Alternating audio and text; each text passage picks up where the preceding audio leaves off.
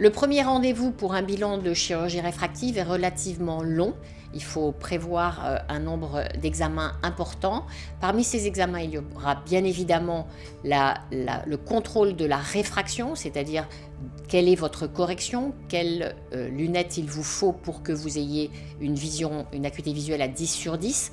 Donc c'est la mesure de la réfraction pour programmer nos lasers. Cette mesure de la réfraction va être contrôlée avec différents appareils. On va également analyser la forme de votre cornée, la courbure, l'épaisseur, la morphologie de votre cornée pour voir si vous êtes opérable. Il y a 15% de patients qui ne peuvent pas bénéficier de cette intervention chirurgicale à cause d'une cornée dont la morphologie n'est pas compatible avec une intervention. Donc il faut bien évidemment ne pas opérer ces patients, leur proposer d'autres chirurgies éventuellement que le laser ou des lentilles de contact ou bien évidemment conserver leur verre correcteur. Ce bilan comprend également un examen ophtalmologique complet avec un examen du fond d'œil. Donc vous aurez un examen ophtalmologique, un examen de votre réfraction et un examen en vue de l'intervention.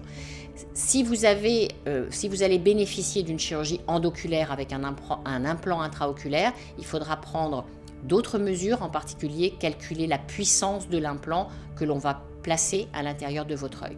Donc ce bilan est long, il dure une bonne heure et au terme de ce bilan, le chirurgien va vous dire si vous êtes opérable et si vous êtes opérable, quelle est la meilleure technique adaptée à votre cas.